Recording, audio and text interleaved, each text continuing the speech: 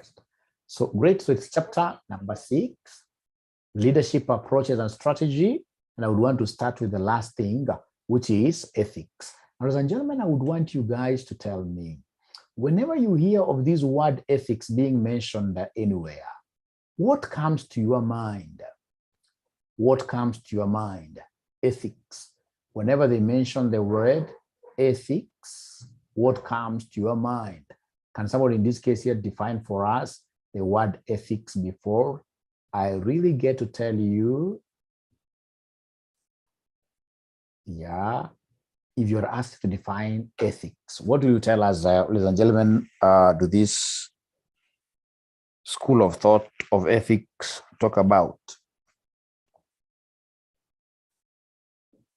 Remember, ladies and gentlemen, this is quite deep for you. This is quite deep for you. We have 2 types of ethics here. We have what we call teleological ethics, teleological ethics, and then we have what we call deontological ethics. Now, assuming, ladies and gentlemen, that today, you want to take, in this case here, your youngest daughter, who could be, say, 3 years old, not 3 years older, already this person started knowing, say your youngest daughter, who could be like 1.5 years old, to a dentist. So, of course, you will tell this young kid, today, we are going to see a dentist. This kid will want you to tell her whether, for example, tooth extraction is a painful thing. So takuuliza, mami, kutolewa meno ni uchungu. Utamjibu namna gani?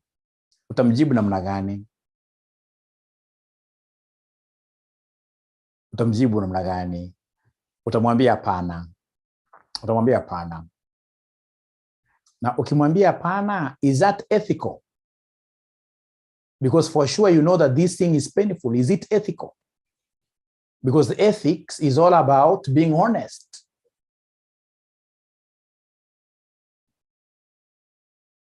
Being honest in all situations. Lakini ukimwambia te uchungu kadogo, is it true kwamba ni uchungu kadogo ama kutolewa meno is a very serious, a painful thing?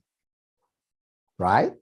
So in this case here, ladies and gentlemen, at times, we may be required to be a little bit dishonest so that at the end of the day, what matters is the end.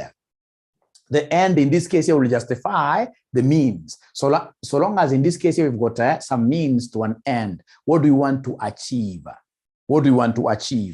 So then if that is the case, then that school of thought of ethics is called teleological. At times, in this case here, I may be forced to lie simply because I would want to achieve some objective which is good. You see, the end of it is good. I would want this kid here to heal up. Right?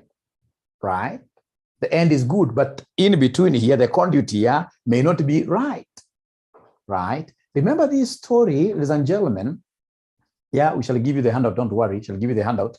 Remember this story of some gentleman. This gentleman, the gentleman here that I'm talking about, is all over in the media. I'll be able to send you a clip of this guy. This guy had a sick wife.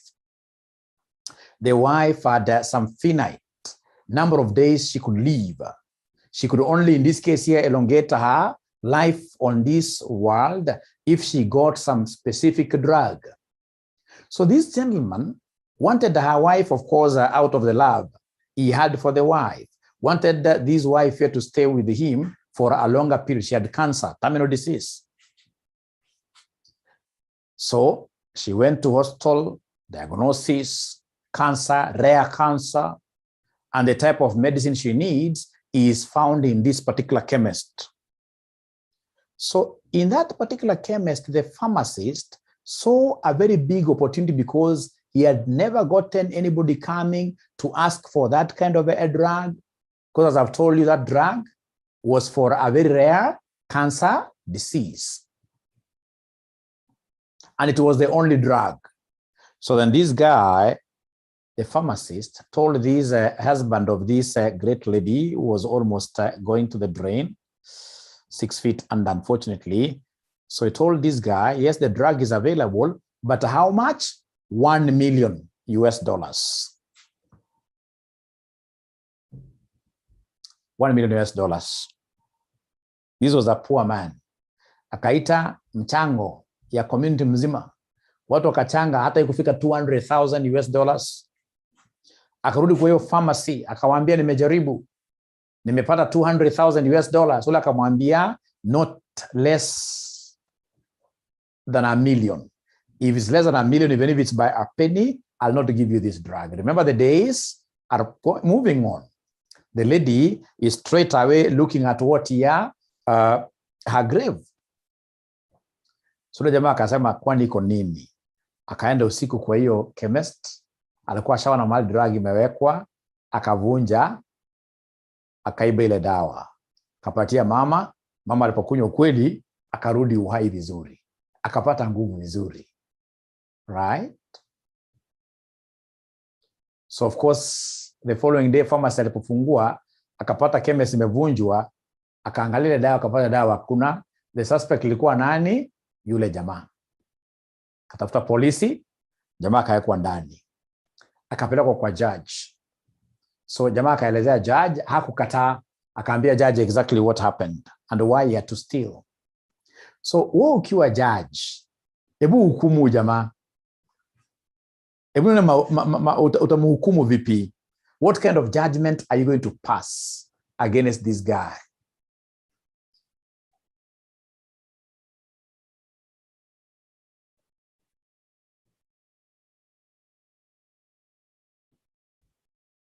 Now, I said she will be lenient, but remember, he has stolen, not guilty.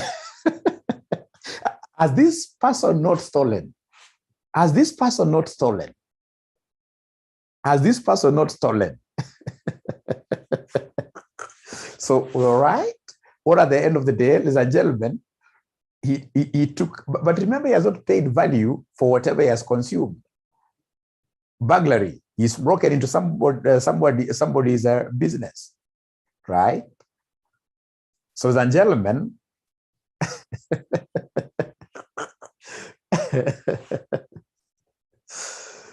ule mtu alijibu swali vizuri, yule aliniambia kwamba actually the best person to be jailed here is the pharmacist. The pharmacist. Yes, the pharmacist is the one in this case here to be jailed. But now, ladies and gentlemen, listen and listen to me very well. It is the end that matters. This is the school of thought called teleological ethics. The end that matters, right? In between here, I mean, we wanted this lady to be saved, right? It is the end that matters. Ladies and gentlemen, we'll come back to that story, although this is beyond your school. It's beyond your school of thought. For those of you who want to do like some executive MBA in whatever, where we teach ethics, right? We can easily land there. I'm so good in ethics. I love ethics so much because I know how good ethics is. So ethics in leadership. Ethics refers to the desirable and appropriate values and morals according to an individual or the society at large. So in this case, desirable values and morals, being morally upright. As a leader, you must be morally upright. Ethics deals with the purity of individuals and their intentions. People out there, people out here, of course, I know there is nobody here who is evil. People are what here so much evilish. We are looking at people who are ethical should be people in these cases and gentlemen who are so pure at heart and so nice in all their intentions. Ethics serves as a guideline for analyzing what is good or bad in a specific scenario. Correlating ethics with leadership, we find that ethics is all about the leader's identity and the leader's role. So the question is, the people you are leading, you as a manager, as a leader, the people you are leading, how will they be able to gauge you as a leader? if they are asked, how is Jenny your manager? Watasema Jenny ni mzuri sana. Right? Right? So it's very important, ladies and gentlemen, that we must be able to have the right identity. The right identity. We're not saying that don't be tough at your workplace, but be upright as a leader, because at the end of the day, we would want you to really have power that these people are able to come after. They will be able to listen to you. When you tell them that this is my vision, they'll be able to walk towards that vision without really fearing. Now, the most important thing is for us to appreciate the traits or characteristics of a leader who is ethical. This person must be very respectful. You respect everybody in your organization. As a leader, you must respect everybody, right? He respects others. An ethical leader should not use his followers as a medium to achieve his personal goals. He should respect their feelings, the concept of empathy. Respecting the followers implies listening effectively to them, being compassionate to them, as well as being liberal in hearing opposing viewpoints. In short, it implies treating the followers in a manner that authenticate their values and respect people. The other thing, ladies and gentlemen, you're supposed to know under leadership ethics is that you are there as somebody, you are there in this case here to serve. It is called servant leadership. These things, ladies and gentlemen, of you getting seated in some comfy, reddish chair, swinging around all over as everyone else is working, is so wrong. A good manager, ladies and gentlemen, should be able to place their fingers at work, should be able to do something. There is no way you'll tell me that you are somewhere there, seated comfortably, and people all over are doing great things out there. Others are mechanics out there, toiling in every other day. You are telling me that because you're a leader in that good glass office, your work is just to sit there throwing orders left, right, and center. You can't be blessed. Remember what I told you from the word go under Gilbert's Capo principle of management, Gilbert's. We said every person in the organization must be a trainer, a trainee, and a doer, So you must, ladies and gentlemen, be willing to serve your subordinates. Serving doesn't mean that you don't delegate, really, but you must be willing to serve. For example, when your subordinate does something and they come to you for review, don't tell them, hey, no. You need to review and they give feedback in good time. So all the things that you're supposed to be executing at your workplace as a leader, be seen to be doing them. Be seen to be doing them. And that now separates between leaders, in this case here, like the company I always talk about, the one where I work under some Swedish managers. Those guys are very ethical, right? They know what is required of them, right? They know how to ask for work to be done from their subordinates. When I compare there and other places I've worked in the past, where we have got African leaders, ladies and gentlemen, most of us, in most cases, we are so disorganized. Would expect, ladies and gentlemen, our subordinates to do everything for us, including our bag. When it comes in this case here in the evening, we've got to go home. That there must be somebody, and at times this person could be older than you, simply because he's a messenger, that this person has to carry your bag from your office to your car. No. Don't use people like you stepping on them as if they're what your mats. No, that is unethical. That's not allowed. So in this case, ladies and gentlemen, I'll tell you, that's a good question. I'll be able to tell you, ladies and gentlemen, justice. Be fair, be just. In this case here, ladies and gentlemen, be impartial. Be impartial. Ukipata watu wawili, these things happen every other day. Watu wawili wamekimbia kwa ofisi yako, your subordinates wamekimbia kwa ofisi yako mbio, wanaleta allegations hapa na pale. Please listen to all sides before you make a decision. Sasa kusema tunajua sasa wewe ni kisirani sana, mmoja unaonea mmoja, hapana. Right? We are looking for justice. We are looking for justice. Very good. Iko mwenye alibebea bag sana. That's too bad. That's too bad. That's lack of exposure. Somebody who is exposed like myself, I know that in a span of 3-4 years, I'll have some of my subordinates in some other place of work where they will be my seniors, right? You'll have somebody like, for example, like Uhuru Kenyatta, Minister of Finance sometime, working below some people. After some time, this guy becomes the president, right? So if this guy was carrying your bag throughout now and he has become your president, what happens, right? So the concept of building other people, building communities is quite a nice thing for you to think of. To think of. Don't be a person, ladies and gentlemen, who destroys value.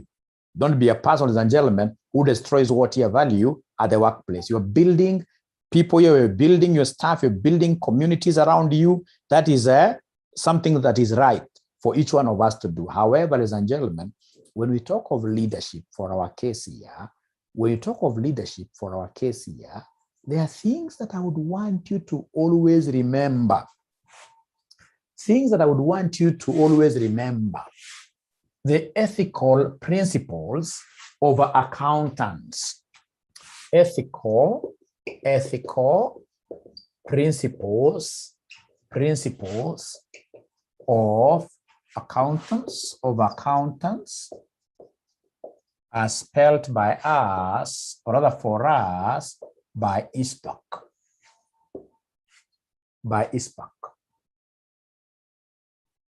The first one, if you want, an accountant is a leader. At the workplace, an accountant, a senior accountant, finance manager, straight away, you become like a director. Even if you're not a director, by virtue that you are serving, you are giving information to the board. You are a senior manager.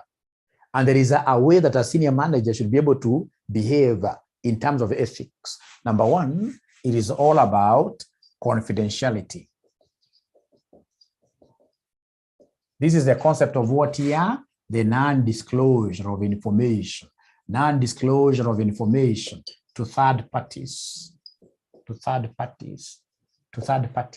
Non-disclosure of information to third parties. Ladies and gentlemen, accountants hawafai kuongea sana. Hapana. Iko wala ambapo mmekuwa accountant lakini hamkuwa mnafaa kuwa accountant because haujui accountant sio mtu kwenda kumix na watu wengi kuongea mambo mengi. Hapana. Unapata, ladies and gentlemen, kuna mwingine, for example, nakumbuka kampuni fulani kwa tunafanya kazi, anakuja tu out of nowhere anakuambia unajua so and so, mtu akuchukua advance. Atachukua advance jana, ameomba ingine leo, angalia saa mtu kama anaishi namna gani. Once you start hearing yourself talking like that, then know straight away that you are not meant, ladies and gentlemen, to be an accountant. An accountant, even during your burial, we should be able to bury you with a lot of secrets of the company.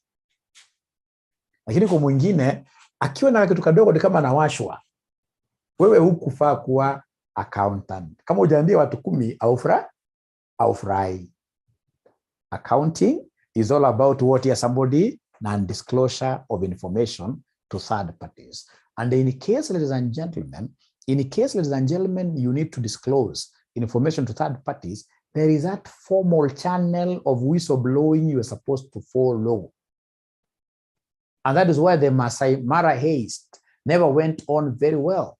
That gentleman, as we speak today, actually alipata kazi tu juzi, he was jobless for some time. The Mara heist. Not that he did something wrong to disclose. The only thing alifanya makosa zaidi is the fact that when he thought of disclosing whatever theft that was going on there, he thought of just calling the media people. That is not how accountants behave. That's not how accountants here channel their grievances. There is always a way. You can think of, for example, a professional body. Get legal advice, right?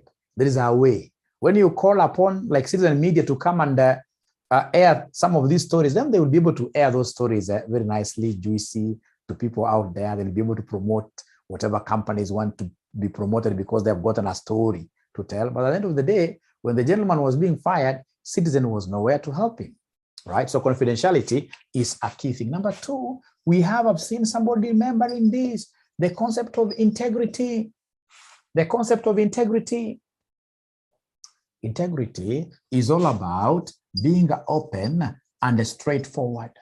Straightforward, straightforward, straightforward in all your dealings. In all your dealings. Always put all your cards on the table. Si tunapiga na wewe deal. Not even deal, tunataka kuandikiana contract, lakini uko na ka special card umeficha. Ndio sasa mtakwambia na kufichia white. No, we must be open and straightforward in all our dealings. And I know here so many accountants fail. How do they fail? Some of us will be called to the board of management to go and, for example, present some information. I know of so many people, whenever they are called upon to go and present some information, they'll even start doing creative accounting. Overstate receivables, because they would want to portray a very good picture. Then you are not meant to be an accountant. An accountant is truthful in all circumstances. How was last month bad? We never got any customer. Because if you keep on cheating that, for example, you had a customer, you're carrying over customers, they reach a time where you'll not be able now to lie. Lies, ladies and gentlemen, you can never survive with lies for so long. So integrity is quite an important thing. Number three, ladies and gentlemen, we have the concept of what here? Objectivity. Objectivity is all about what here? Independence. Is all about independence. Is all about independence. Is all about independence. Right? Just like the example that I gave you. Ladies and gentlemen, we must exactly know that we should never try to take sides without really listening to both parties. So we must be very objective in whatever situation that we find ourselves. We must be very objective in whatever situation that we find ourselves. We are independent. When you are independent, ladies and gentlemen, it means that your pendulum can swing to either side depending on the evidence that is provided to us. The evidence. So it's evidence. Call upon witnesses, etc. So it means that if I get good evidence suggesting that this particular party so my pendulum should be able to swing there. So it's free. It's free. So I must be very objective in whatever that I do. Right? In whatever that I do. Right? Number four, I saw somebody talk over professional behavior. Professional behavior.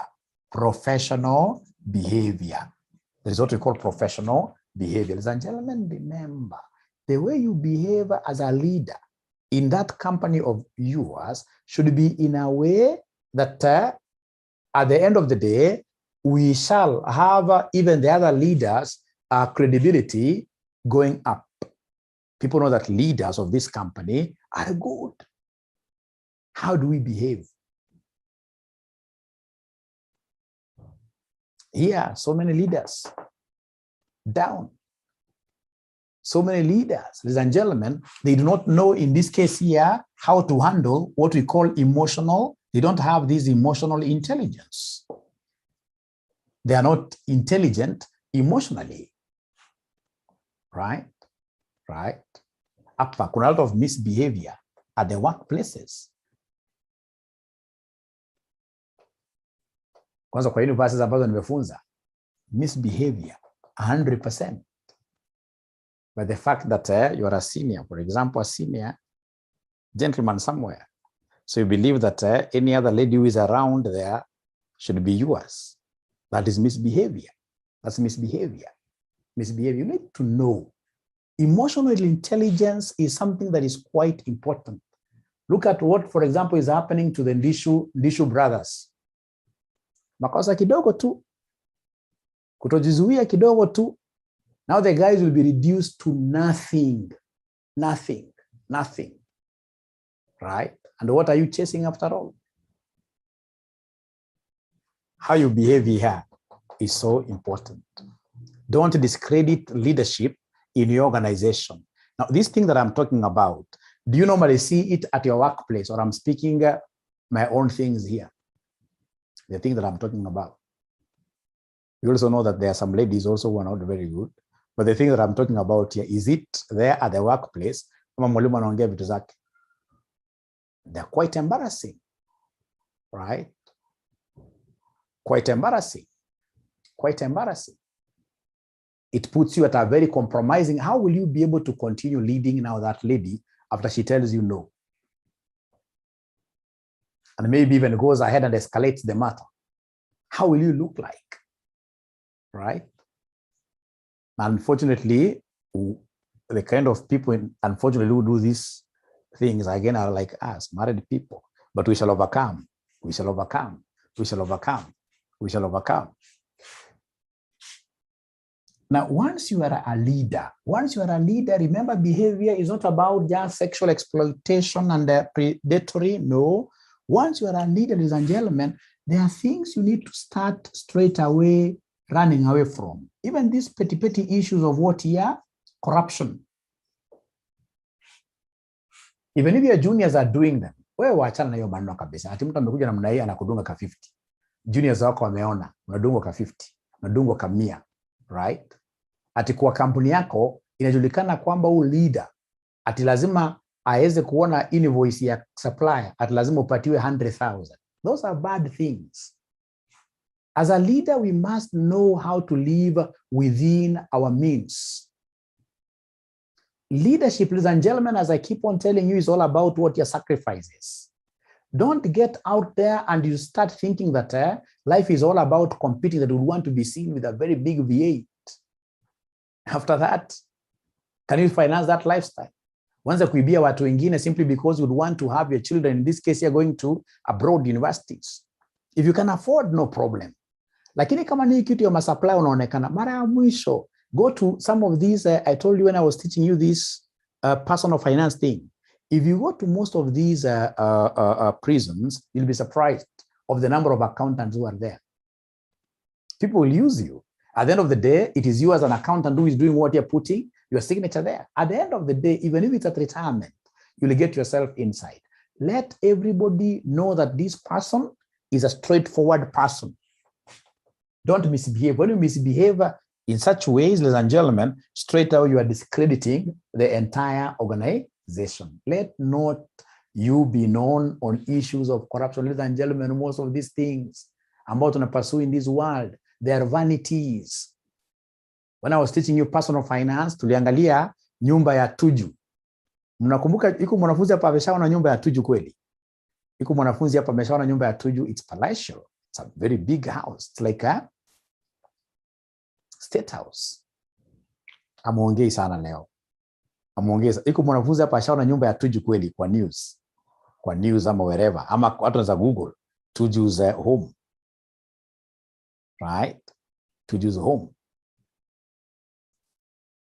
Right? That thing, ladies and gentlemen, is so big. So big. Lakini unapata mama kwa nyumba, anamwacha, anatoroka. Anatorokea nani? Askari. Askari who is a constable. Who is a constable. Ama mama anawacha Mutua, the governor, anaenda kwa Kajama akakuimba. So, and that is why I'm telling that these things, unafaa uziangalie very objectively from the word go. Now that I know most of you are still at your initial stages of starting careers. Usiingie mambo ya wizi. At the end of the day, these things are vanities. So, hata ukijenga nyumba iko na bedroom 12, can you sleep in 2 bedrooms at a time?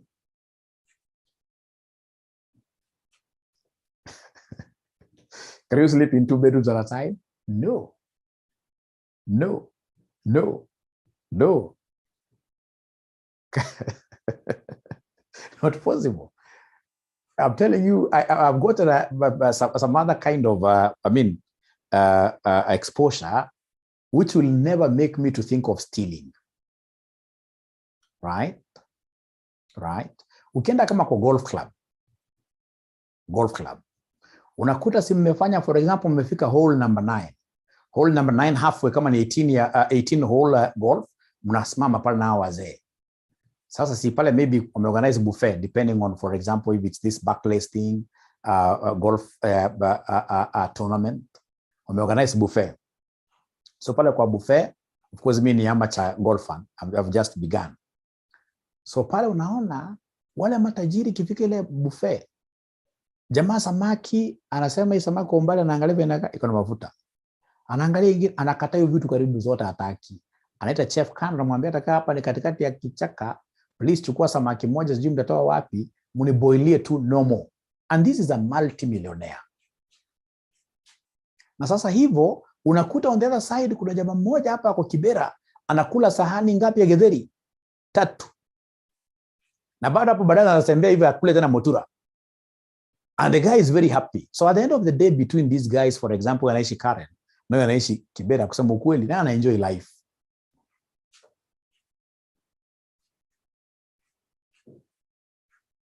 Am I telling my students in this case, ladies and gentlemen, am I telling, ladies and gentlemen, my students here to be lazy? No. The only thing that I want you guys to start knowing that it is okay to just be contented with whatever you are getting. It's okay, right? It's okay. You don't have to steal anybody's money, right?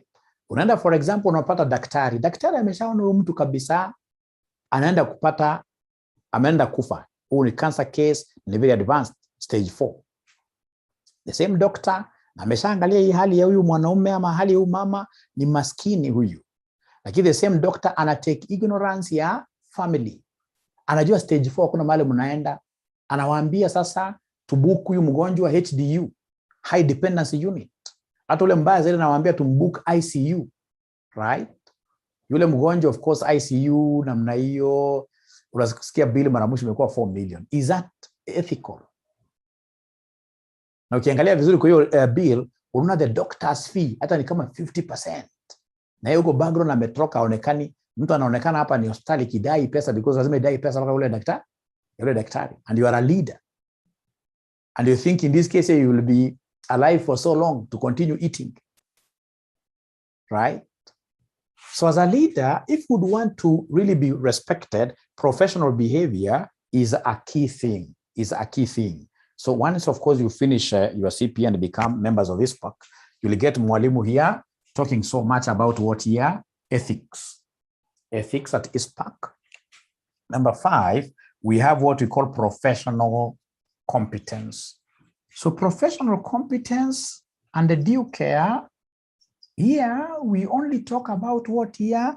Continuous professional development. Hapana enda kuwa manager, hapana enda kuwa leader ambao ni malenge.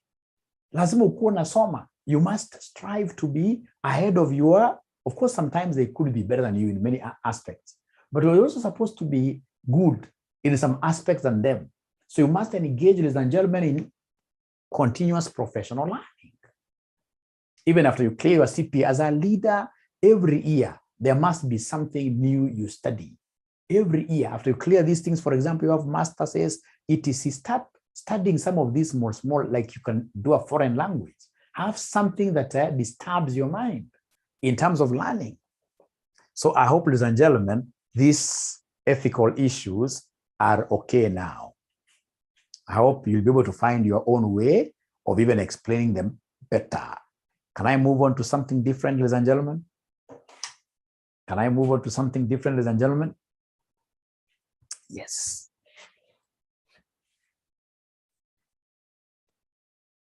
You know, like the professional behavior here, you'll get a manager who books a meeting. This manager books a meeting and he comes in late into that meeting even by 2 hours without any apology. And you think that you've done something that you deserve people to clap for you. You'll pay for that dearly.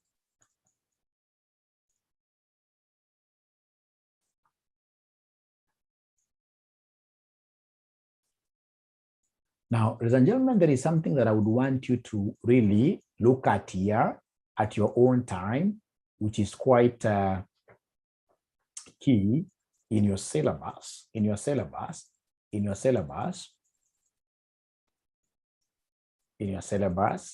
this concept of conflict resolution. Conflicts will always occur at the workplace. how do you get to be a problem solver as a manager? Which kind of mechanisms are you going to put in place to ensure that disputes, in this case here, will be settled and perhaps they may not occur in the future? So here, if you look at your course outline, they want you to know the concept of conciliation, mediation, arbitration,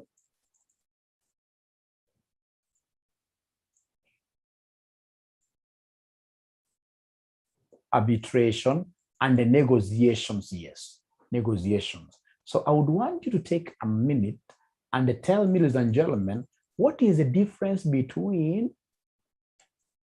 arbitration? What is the difference between arbitration and the mediation?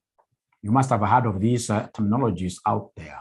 What is the difference between arbitration and mediation? Please, even if it's Googling, I would want to hear this from you. Arbitration and the mediation. Arbitration and the mediation. Because remember, it's conflicts between many parties. Perhaps in this case here, there is land that has been sold by one person to two different groups. And now they have come to you for advice. Do we go for mediation? Do we go for arbitration? What is the difference between arbitration and the mediation? Please Google, and then we try to see whether we can understand this in our own way. In our own way, what is the difference between arbitration and mediation?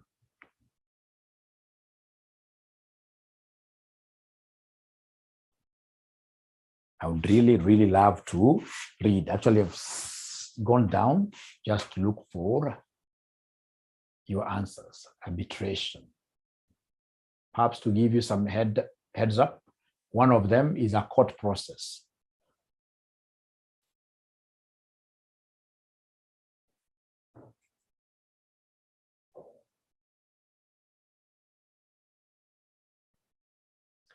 Very good, very good, very good. You see, like now we are being told a mediator helps parties negotiate a settlement that will satisfy all parties. A mediator does not decide a dispute. But when it comes to arbitration, an arbitrator is a judge. An arbitrator is a judge, ladies and gentlemen. Arbitration is more like a court out of what here, out of our judiciary, outside our judiciary, but it acts like a court. And that is why whenever an arbitrator makes a judgment, and one of the parties is unsatisfied, you don't go to the high court. You go to the court of appeal. You appeal in the court of appeal. So an arbitrator is more of what here, like a judge. And actually most of the arbitrators are registered what here, advocates. Mediation, of course, ladies and gentlemen, you are bringing together two parties, basically to give these parties a platform to vent. Perhaps these two parties have never gotten a chance of sitting down together so that they can agree between themselves. You're bringing these parties together, right?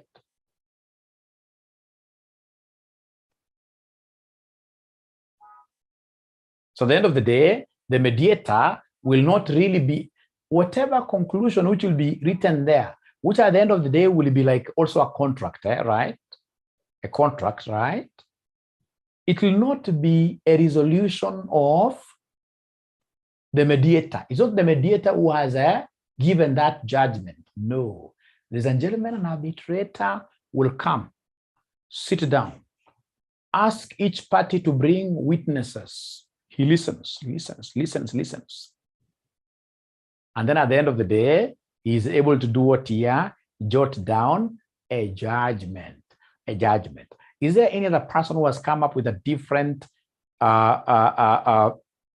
way of capturing the two terminologies, arbitration and mediation.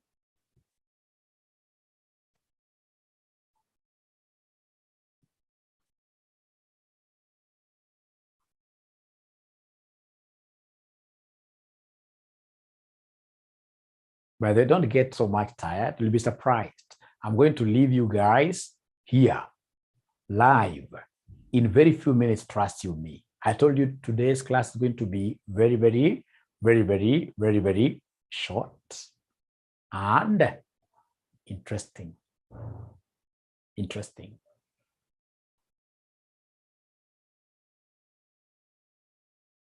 I'm not getting anybody giving me, yes, a mediator does not decide the dispute. I like that. There are other definitions. There are other definitions. How comes I could not see this? I'm not so nice. I'm not so nice.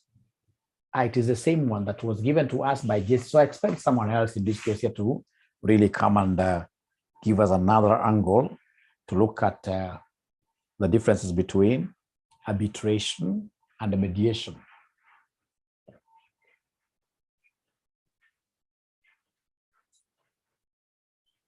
Arbitration and mediation.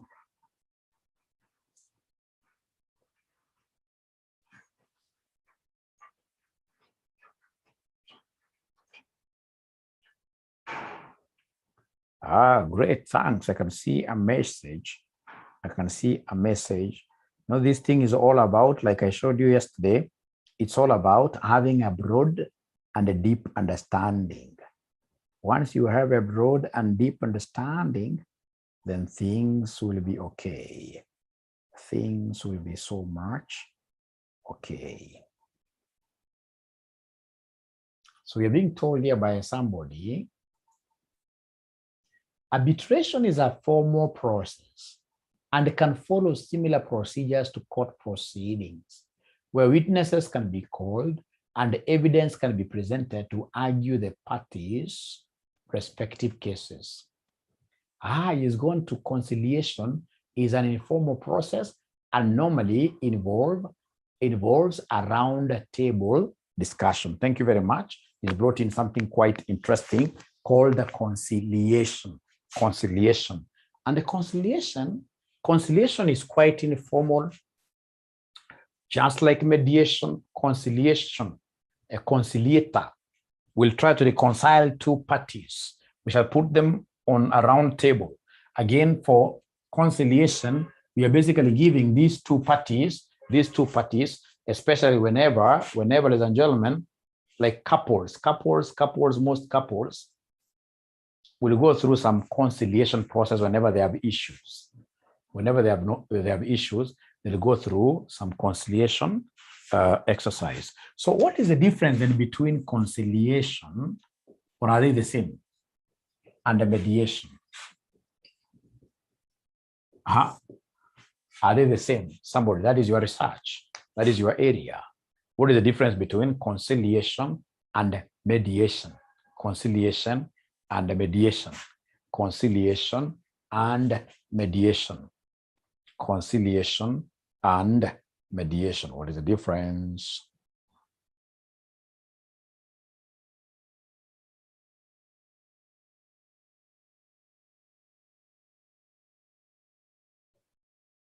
Please do your research.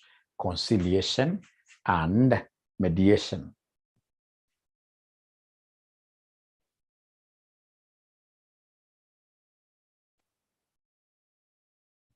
I'm waiting. I'm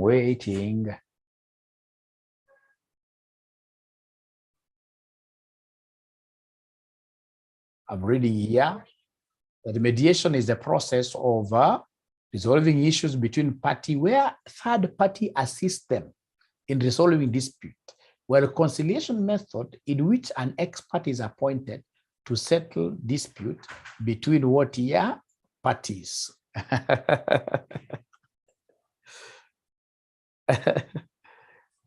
Lynette says, mediation is a form of alternative dispute outside the court.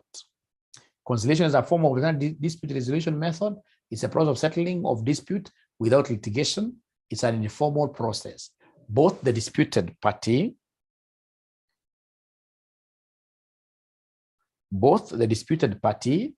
appoint a conciliator to resolve their dispute, and a conciliator tries to settle the dispute. Robert says conciliation objective is to reconcile through concessions, while in mediations, mediator guides the discussions. We are almost there, but not yet. Almost there. So again, sorry, I'm disturbing you a little bit. I know why.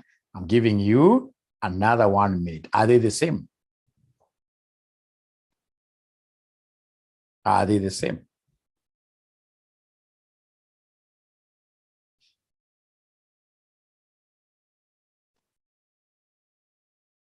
There's really a very thin line between them.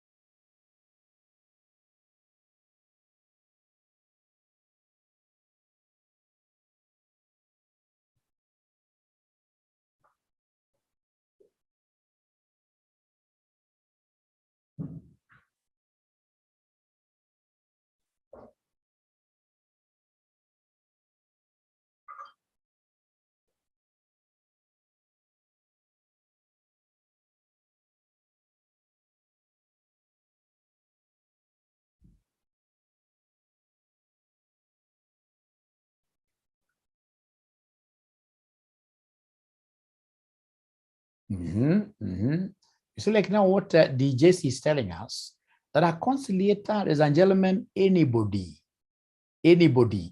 out there can carry this. It does not follow a structure.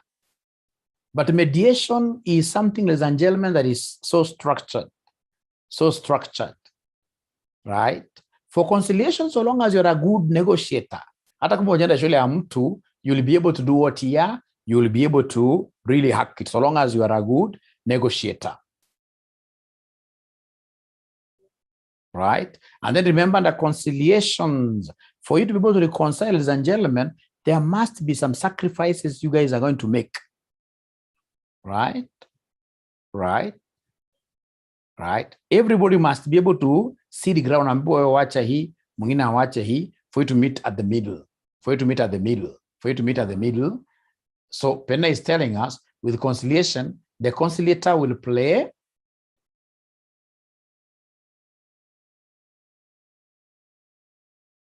very good. Romba sasa ndio umeanza kujua. You see, conciliation, ladies and gentlemen, is all about being able to tell each of these parties here to see the ground. Where wacha hii, ule mwingine wacha hii. By the time in this case here we are coming to meet here at the round table, it's like we have already accepted. Right? But you see, mediation and arbitration are quite similar as well. Because under mediation, ladies and gentlemen, we're going to put these two parties together. Right? Only that arbitration is a high level. Whatever you agree there, at the end of the day, the arbitrator will be able to provide a judgment. So as Robert is telling us, ladies and gentlemen, mediation should be meeting the two teams together. Actually, the mediator should be seen to be very impartial. Lakini ya conciliator tunamjua ni kama ule wa ile game theory. Conciliator tunajua ameenda kuula akamwambia ule bla bla bla. Ameenda kwa wala akanegotiate nao kando. For reconciliation to happen, ladies and gentlemen, there must be sacrifices.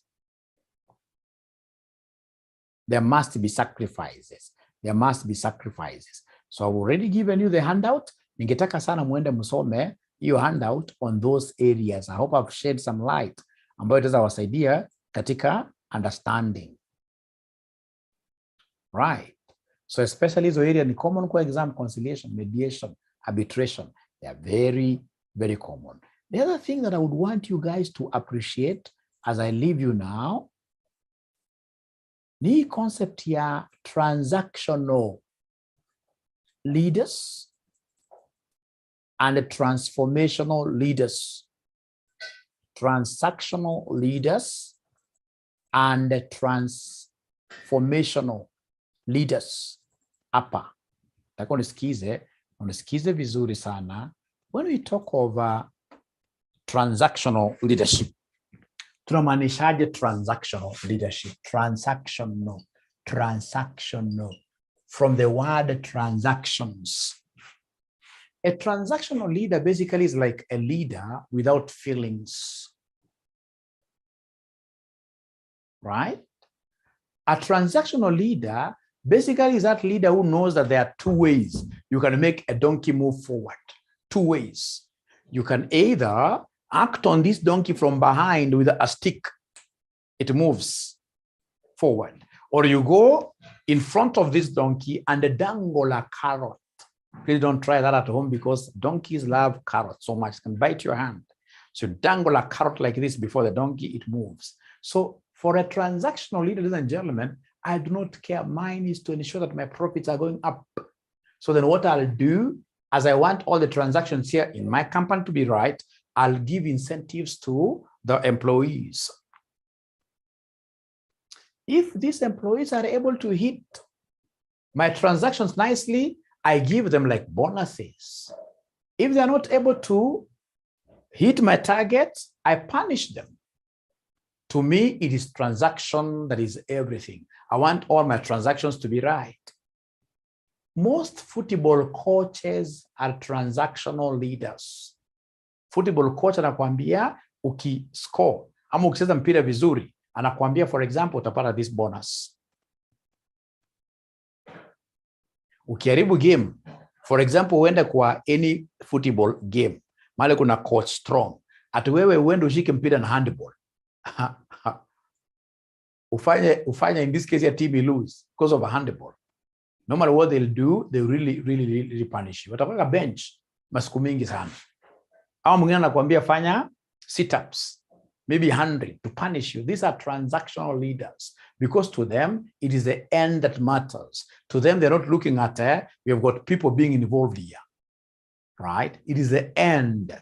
Hata kama utatoa damu, so long as the transactions are right, tukupatie zawadi yako, hata kama utakufa in the process, the end justifies the means. That is a transactional leader.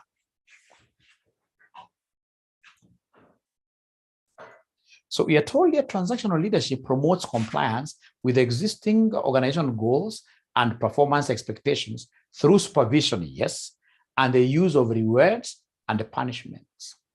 Transactional leaders are task and outcome oriented, especially effective under strict time and resource constraints and in highly specified projects.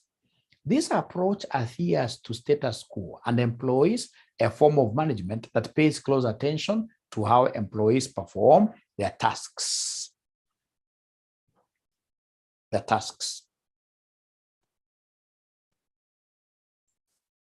Now, ladies and gentlemen, remember that basically the transactional leaders view employees to be still at these lower levels of Maslow's hierarchy of needs, lower levels, number 1, number 2, number 3. They think that these guys are only motivated by the first 3. So when you give them money, they'll be able to think about what your shelter, protection, right? Safety needs. They need to be loved, right? Transactional. But now when we talk of transformational leaders, ladies and gentlemen, we know that now our people are operating in these 2, right? The concept of what here esteem and what here self-actualization. When you are at self-esteem and of course a self-actualization up there, you are no longer looking at money. It is not money that will be able to tell you what to do. No, somebody will be able to give you 2 million and tell them, no, I don't want that money. So, and a transformation is all about what vision do I have? It's all about being able to sell your vision and get people supporting you without giving them any money. So on a transformational leadership, like we have Barack Obama, anasema, yes, we can. How many people fought for the yes, we can slogan? They were able to see it clearly, right? In Kenya here, is there any person, you guys amongst all leaders, you'll be able to say he's a transformational leader? He comes up with ideas and people are able to follow really through without using money, or rather, even if they use money, you know, when we talk of transformational leadership, it doesn't have to be like leading people to the right direction. Like Hitler was a transformational leader because he came up with an ideology and the people were able to follow him blindly to their deaths. So please don't tell me that in Kenya we have got none of the leaders being transformational, where in this case here they are able to simply come up with the statements, and so many people are able, even the learned ones, without questioning, they're able in this case here to blindly follow, to blindly. What I say, but to me, I think it's Ruto. I'm not a supporter of Ruto, or rather, I wouldn't even take anybody's voters card, right? But there are those people who will come. You see, like, mtu anakuja anawaambia sasa vijana nita provide kazi 4 million, right? And he has been able to distance himself from the government that is currently drawing what year salary. Some amejea kwa shida hapo ni baba anasemekana ni ameari, huyu ameharibu all through.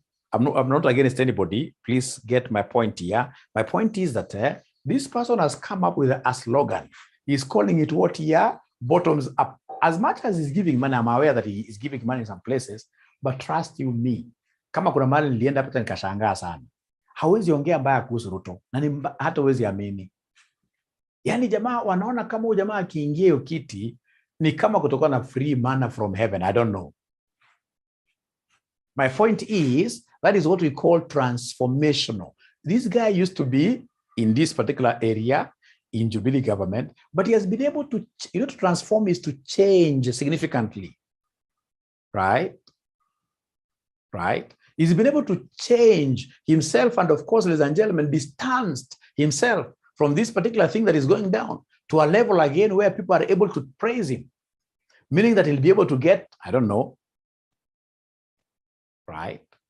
Transformational. The thing is, where people are able to work for you simply because they would want you to raise their status, simply because, ladies and gentlemen, they believe that whatever idea you have is so nice, they can support it. So you're told transformational leadership. Transformational leadership focuses on increasing employee motivation and engagement, and attempts to link employees' sense of self with the organizational values. This leadership style emphasizes leading by example, so followers can identify with the leader's vision and the values. A transformational approach focuses on individual strengths and the weaknesses of employees, and on enhancing their capabilities and their commitment to organizational goals. I'll be able to get, ladies and gentlemen, a better description for this. Let me see whether it's here. I don't believe these are very good. No. I'll be able to get something better for that. So that is one thing that I would want you even to go and help me in this case here to do what here? To research on.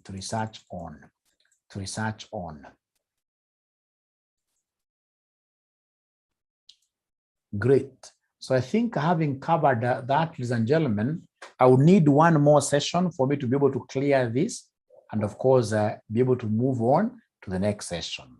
I believe, ladies and gentlemen, we have covered what is enough for you today. What I'll do, I owe you a few minutes here.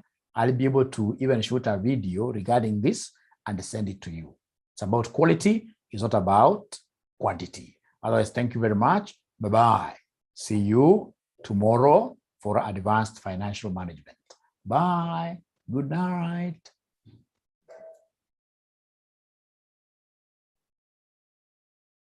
Yeah, the handout, I'll send the handout to you right away after this. Yes.